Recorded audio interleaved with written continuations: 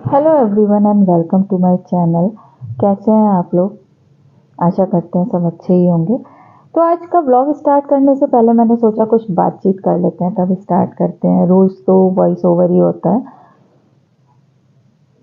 थोड़ा सा लेट हो गई उठने में, हाउस हेल्प भी नहीं आई है तो काम हो गए हैं काफ़ी सारे।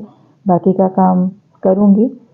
आजकल एक फ़ोटो बहुत वायरल हो रहा है जिसमें ऑस्ट्रेलिया कैप्टन जो हैं वो वर्ल्ड कप ट्रॉफी पे पैर रख के बैठे हुए हैं। तो आप लोगों को क्या लगता है, क्या रीज़न है इसके पीछे? अननोइंगली किया या नोइंगली किया, जो भी किया, मुझे ऐसा लगता है, ये मेरा पर्सनल ओपिनियन है, जब चीज़ें आपको बहुत आसानी से मिल जाती हैं, या ये कहना ज़्यादा ठीक होगा कि आपके पास रहती हैं वो चीज़ें ज़्यादा टाइम तक, या जो चीज़ आपके पास होती है ना उसकी आपको वैल्यू नहीं होती।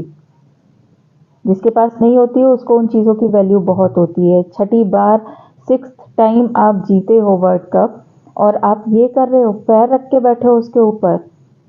चीज़ों की वैल्यू करना सीख लो। ये मैं उनको नहीं, मैं ये आप सभी को कह रही हूँ। मतलब एक ये उसके पीछे की बात है कि जो चीज़ हमारे पास होती है ना उसकी वैल्यू हमें नहीं होती, और जब चीज़ों की वैल्यू हम नहीं करते ना तो वो चीज़ें हमारे पास रहती नहीं है, और जब वो चीज़ें रहती नहीं है ना तब उनकी वैल्यू होती है। आप खेले बहुत अच्छा, आपने बहुत मेहनत की तो आपको ट्रॉफी मिली है। ऐसा नहीं है टीम इंडिया खराब खेली, बहुत अच्छा खेली, पूरा टूर्नामेंट जीता। फाइनल्स में नहीं जीत पाए, हमारा दिन नहीं था। लेकिन वैल्यू, जो भी चीज़ आपको भगवान ने दी है उसको ब्लेसिंग की तरह लीजिए। हमेशा रोते मत रहिए कि मेरे पास ये नहीं है, मेरे पास वो नहीं है। बहुत कुछ ऐसा है हमारे पास जो लोगों के पास नहीं है, जिसके लिए वो तरस रहे हैं, जिसकी हमें वैल्यू नहीं है, सामने वाले के लिए वैल्यू बहुत है कि काश ये चीज़ मेरे पास होती। तो उस फोटो को देख के बस मैं आप लोगों से यही शेयर करना चाह रही थी कि गाइस, खुश रहिए, और जो भी आपके पास है उसका धन्यवाद देते रहिए भगवान को। और जो भी लोग हैं आपके पास उनकी वैल्यू करना सीखिए। लड़िए भिड़िए मत, चाहे वो घर हो, चाहे वो बाहर हो, चाहे वो ऑफिस है, कुछ भी है, प्यार से बोलिए, बुरा मत बोलिए जब तक हो। चीज़ों की वैल्यू करना सीखिए, तभी वो चीज़ें, वो लोग आपकी वैल्यू करेंगे, नहीं तो नहीं करेंगे। मैं जानती हूँ कई जगह ये सच नहीं है, बट स्टिल सोचिए। तो गाइस, बातचीत के बाद फिर मैंने ये अपना काम जो स्टार्ट किया था मॉर्निंग से वो शेयर कर रही हूँ। मॉर्निंग में अभी 5 बजा हुआ था, मैं उठ गई थी, और देखो बाहर कितना ज़्यादा अंधेरा है। तो 5 बजे आजकल तो दिन ही हल्का सा निकलना स्टार्ट होता है 6:30 पे। तो मैं उठी, फिर मैंने स्लैब को साफ़ वाफ किया। वैसे मैं रात को पूरा क्लीन करके सोती हूँ किचन, और हाउस हेल्प नहीं आनी थी पहले से पता था, तो मैंने बर्तन भी कोई भी नहीं छोड़े थे, सारे वॉश कर दिए थे। और फिर मैंने फटाफट से सोचा कि मैं क्या बनाऊं, क्योंकि ऐसा कुछ शॉर्टकट कर लेते हैं जिससे ब्रेकफास्ट और टिफ़िन या लंच बॉक्स जो भी मुझे भेजना है वो दोनों का एक ही में हो जाए। तो मैंने सोचा चलो आलू के पराठे बना देती हूँ। टेस्ट में भी अच्छे होते हैं, ठंड भी हो गई है तो रायता या चटनी के साथ हो जाएगा। तो फिर मैंने फटाफट से आलू छीले और उनको बॉईल होने के लिए रखा। आपको पता है वैसे कि ये मिथ है, या मेरे लिए तो मिथ ही है कि आप आलू छील के ना डालें, अदरवाइज़ वो पानी पानी जैसे हो जाते हैं, उनमें पानी आ जाता है। पर ऐसा नहीं होता। मैं हमेशा आलू को पहले छीलती हूँ, फिर बॉईल करने रखती हूँ उनको, हाफ हाफ अगर बड़े हैं तो हाफ करके। और सच मानिए, यकीन मानिए, बहुत ईजी हो जाता है, क्योंकि बॉइल्ड आलू को छीलना ना बहुत ही ज़्यादा पकाऊ काम है, मुझे तो लगता है। आप लोगों को लगता है या नहीं लगता वो मुझे नहीं पता, पर मुझे तो सच में बहुत पकाऊ लगता है। तो यहाँ पे मैंने आलू छील के बॉईल होने के लिए रख दिए, और उसके बाद फटाफट से मैंने आटा लगा लिया था पराठे सेकने के लिए। तो यहाँ पे मैं जब भी मॉर्निंग में पहली बार गैस को ऑन करती हूँ ना, तो हमेशा पहले प्रणाम करती हूँ अग्निदेव को। मीन्स अग्निदेव ही हैं, गैस जलेगी तो फ्लेम आएगी, तो अग्निदेव ही हैं, और कर लेना चाहिए। मेरा ये रेगुलर रूटीन है और आपको पता है कितनी बार भी जब मेरी आदत है कि मैं सिलेंडर भी ऑफ कर देती हूँ, तो मैं जितनी बार भी गैस ऑन करती हूँ तो मेरा ये होता ही है कि प्रणाम करना है। तो यहाँ पे मैं आटा मार रही हूँ, तो इसमें मैं ज़्यादा कुछ नहीं ऐड करती, सिर्फ नमक डाल के सादा पानी से लगा लेती हूँ आटा। आटा लगाने के बाद फिर ये हो गया था रेडी। तो फिर मैंने रात को जो हम लोग मॉर्निंग का रूटीन है, रात को भिगो के रखते हैं बादाम अखरोट, वो सारे मैंने छीले, बेटे को भी दिया, हस्बैंड को भी दिया, खुद भी खाया। और यहाँ मैं घी लगा के रख रही हूँ आटे में। तो इससे होता क्या है, अंदर तो मैंने इसमें घी नहीं डाला है, पर अगर आप आटा गूंथने के बाद उस पर घी लगा देते हो ना, तो बहुत सॉफ्ट सॉफ्ट हो जाता है। आप चाहे रोटी बनाइए या पराठे बनाइए, बहुत ही अच्छे बनते हैं। आप लोग एक बार ट्राई करके देखिएगा, और अब करते हैं तो बहुत अच्छी बात है। ये छोटी छोटी सी टिप्स होती हैं जो ना काम करते करते एक्सपीरियंस से आ जाती हैं। क्योंकि आजकल तो हम लोग पढ़ाई और उन सब में इतना होते हैं ना कि जब पढ़ रहे होते हैं या पेरेंट्स के साथ होते हैं तो इतना काम करने की ज़रूरत ही नहीं पड़ती। शादी के बाद जब आप अकेले रहते हो या पढ़ने कहीं जाते हो तो काम करने की ज़रूरत पड़ती है। तो चीज़ें धीरे धीरे एक्सपीरियंस से ना आती रहती हैं। तो ये देखिए, मेरे आलू बॉयल हो गए थे और मुझे जल्दी करना था, तो मैंने एक फ़ॉर्क लिया और उससे इनको तोड़ लिया और फिर फ़ैन में रख दिए थे। तो विदिन 10 मिनट्स आलू जो थे मेरे रेडी हो गए थे। फिर हस्बैंड की एक डिमांड आई कि मैं रायता नहीं लेके जाऊंगा यार, ठंड हो रही है, और मुझे, उनको थ्रोट इन्फेक्शन बहुत जल्दी होता है, और उनकी फेवरेट है कि आलू के पराठे हैं तो टमाटर आलू की आप सब्ज़ी बना दो। तो मैंने कहा चलो वो भी बना देती हूँ। तो मैंने इधर ये सारे मैश करके रखे ठंडे होने के लिए। उसके बाद जल्दी से ये मैं आपको दिखा रही हूँ, बहुत अच्छा सा कोट है, तो वो भी मैंने इसमें लगा दिया था। आप पढ़ के देखना और कमेंट्स में बताना कैसा लगा। और हाउस हेल्प नहीं आनी थी तो फिर मैंने सुबह झाड़ू पूरे घर में लगा ली थी, और यहाँ पे सबसे पहले लगाती हूँ किचन में, फिर पूरे घर में लगा के मैंने कहा चलो आलू जब तक ठंडे होंगे झाड़ू लग जाएगी। तो झाड़ू वाड़ू लगा के फिर मैं फटाफट से किचन में आई, और फिर मैंने ये आलू को एक बाउल में लिया और उसमें हरा धनिया, हरी मिर्च और थोड़ी सी लाल मिर्च और नमक डाल के बनाए थे। मैं और कोई मसाले ऐड नहीं करती हूँ, आप लोग बना के देखिएगा। तो ये एक रेसिपी भी है आलू के पराठे की, बहुत अच्छे बनते हैं। और यहाँ मैं सब्ज़ी छौंक रही हूँ, ये बिना प्याज लहसुन की टमाटर आलू की सब्ज़ी है। तो उसके लिए मैंने थोड़ी सी हींग डाली थी, थोड़ा सा ज़ीरा डाला था, और फिर इसमें मैंने ऐड कर दिया था टमाटर और हरी मिर्च का पेस्ट। तो हरी मिर्च डाली थी तो मैं लाल मिर्च थोड़ी कम ही डालती हूँ, कश्मीरी लाल मिर्च डालूंगी जिससे कलर अच्छे से आ जाए।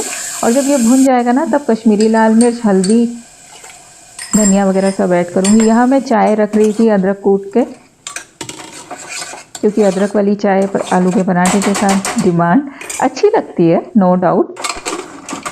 तो हस्बैंड के लिए वो चाय बनाई थी और अपने लिए बनाई थी लेमन टी।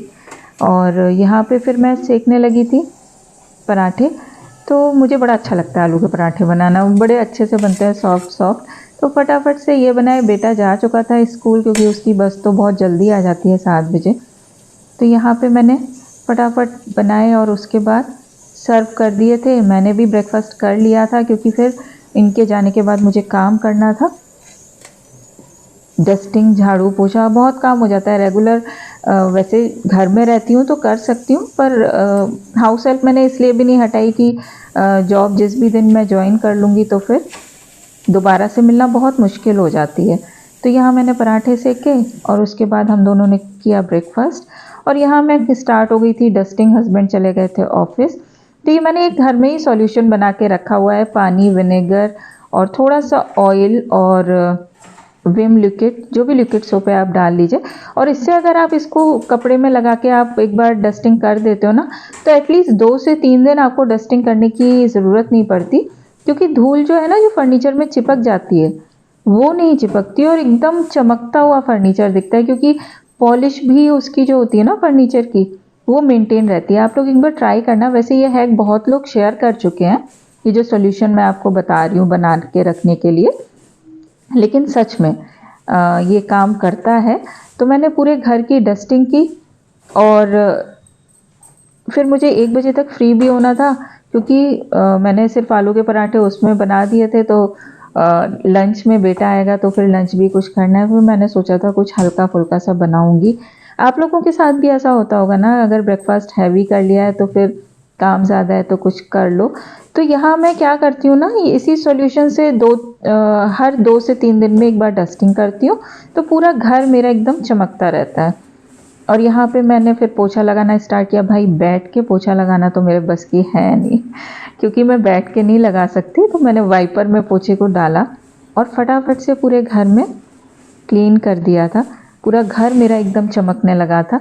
और खुद से जब आप करते हो ना कोई भी काम, तो सेटिस्फेक्शन बहुत मिलता है। वैसे तो मेड कर जाती है और हम लोग यूज टू इतने हो चुके हैं मेड्स के, ये ऐसा लगता है अरे ये नहीं आएगी तो क्या होगा। लेकिन मेरा मानना यह है कि अगर मेड नहीं आती है, हाउस हेल्प नहीं आती है ना जिस दिन, तो उस दिन आप ज़्यादा काम करते हो, क्योंकि आपको लगता है अरे ये चीज़ भी यहाँ ऐसी है वहाँ वैसी है। और कितनी बार ये होता है ना कि आप उनको कितना भी बोलो तब भी इधर उधर कहीं ना कहीं वो कूड़ा वूड़ा छोड़ के जाते हैं। तो यहाँ मैं फ्री हो गई झाड़ू पोछे से, सामान क्योंकि सब इधर उधर उठा के रख देती हूँ, बीन बैग ऊपर उठा के रख दिया, मूड़े अलग उठा के रख दिए, तो वही सारा कुछ मैं सेट कर रही थी। और ये मैंने लाइट्स निकाली थी, पेड़ में लगाई हुई थी मैंने पाम ट्री में, तो वो निकाल के मैंने अलग रखी, क्योंकि उसके सेल वीक हो गए थे तो उसका लगा रहने का कोई फ़ायदा नहीं था। मैंने सोचा चलो अब काम फिनिश हुआ, लेकिन फिर याद आया बर्तन तो पड़े हुए हैं मॉर्निंग के। तो फिर लग गई भाई, जुट गई, मैंने अपना एप्रन डाला और पहनने के लगी हुई थी मैं बर्तन धोने में।